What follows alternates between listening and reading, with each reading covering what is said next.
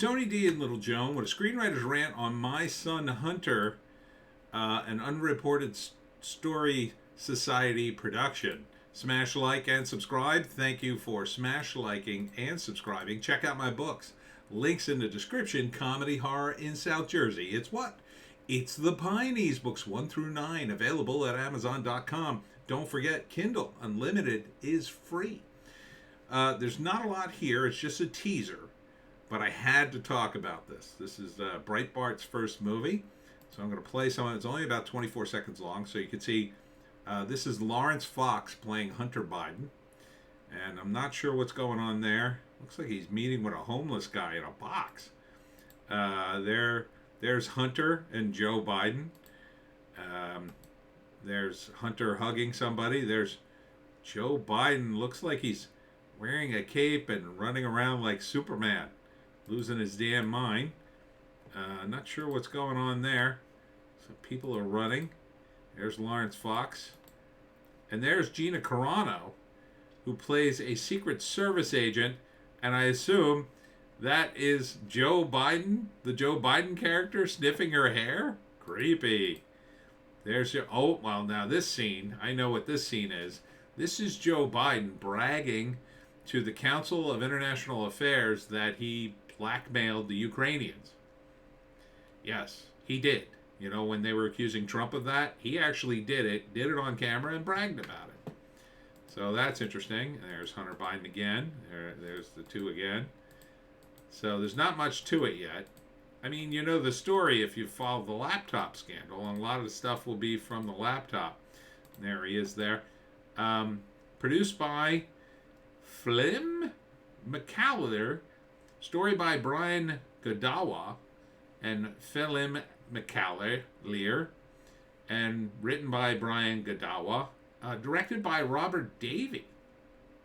Now, if that name sounds familiar, it definitely sounded familiar to me, so I went to the IMDb and looked up Robert Davi, and there he is. This guy, you know this guy. He's been the heavy, as they say, he has been the bad guy in just about every movie and TV show for the last, 40 years.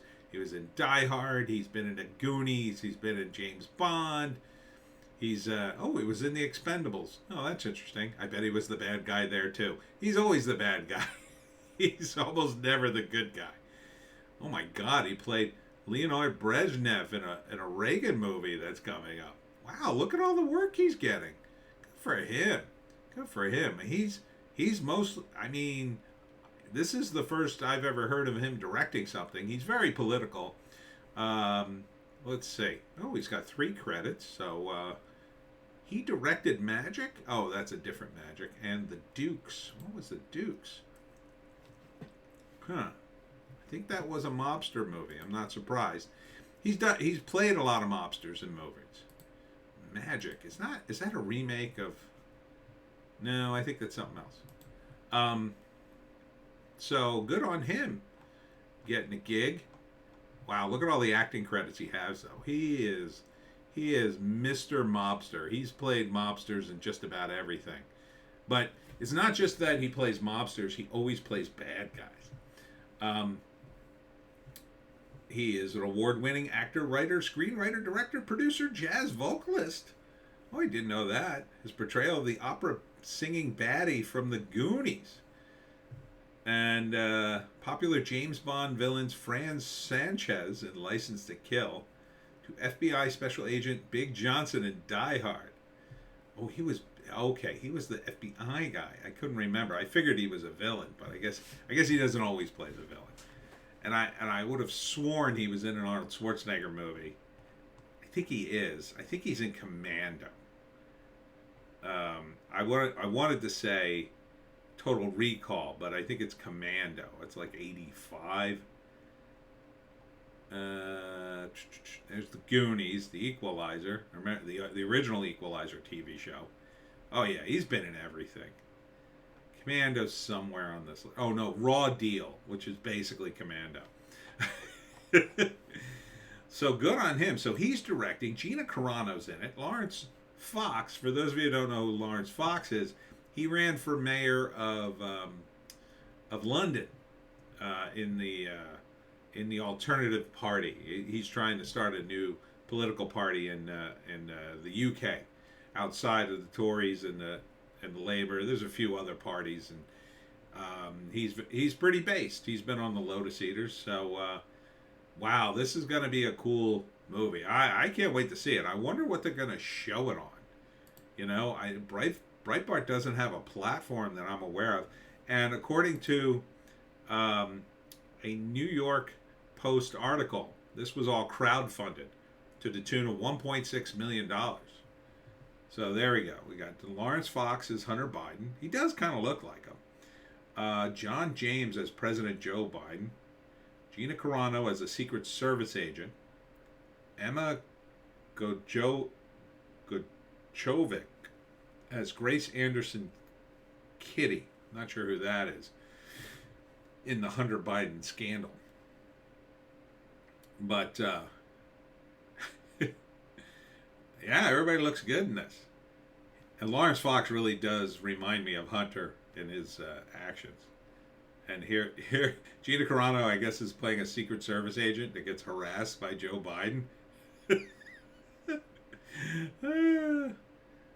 Well, it looks like I think this is a labor of love, because I think most of the cast is on the right side of politics, and they hate Joe Biden. I'd be, hey, if you guys need help, just shoot me an email. I'll help you out. You need some extra screenwriting stuff. No problem. My rates are very reasonable for a project like this, so I don't blame them for all working on this. But crowdfunded for $1.6 million, you could do it. Yeah, you could do it. I think this is a big opportunity for everybody, you know, and I hope they don't sensationalize it too much. You know, with that kind of budget, you really can't afford to sensationalize it too much. But I think if you follow the true story, I think you got plenty of material there. The stuff is there. It's there. I've seen the laptop stuff. It'll blow the back of your head off if you haven't seen it. So, first act, probably be the origin story of Hunter, you know, why he's, you know, implication why he's messed up. I would imply that it was the car accident that killed his mother. I think that probably messed him up. He probably never got over it. I think also that his brother Bo, the older brother who died of cancer, was always the chosen one, and he was sort of the second banana.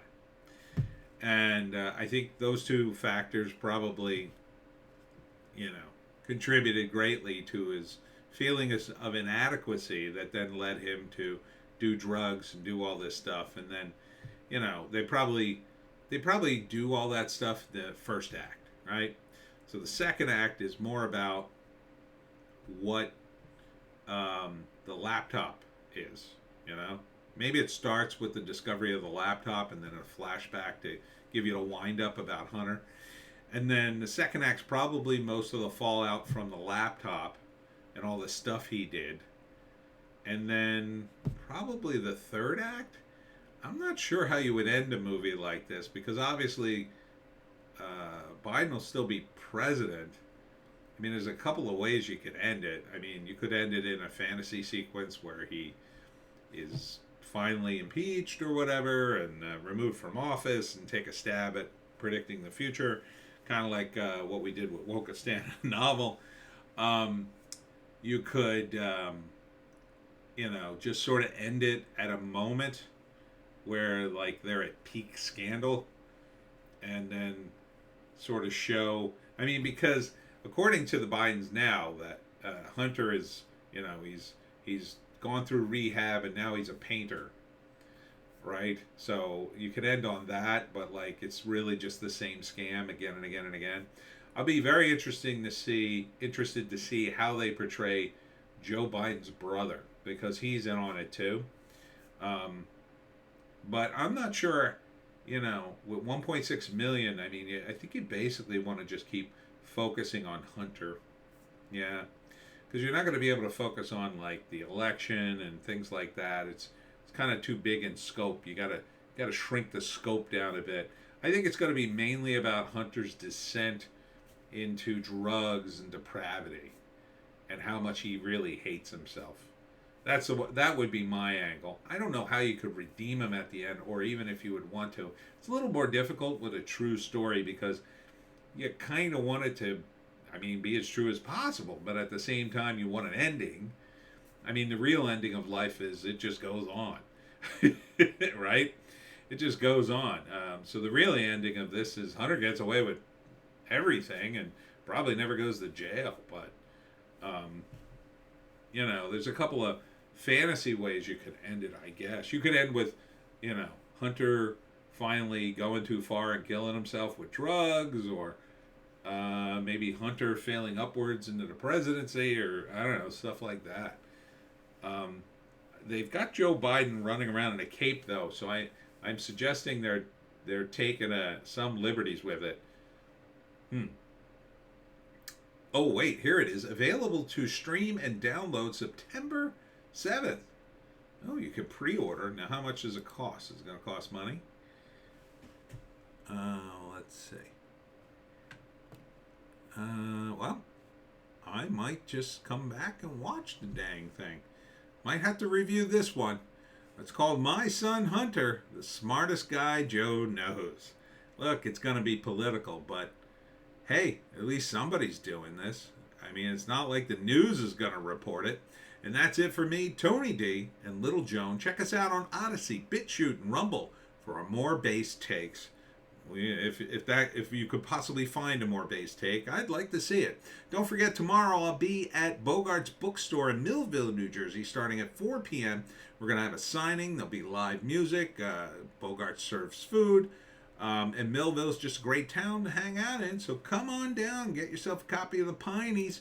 We'll see you tomorrow.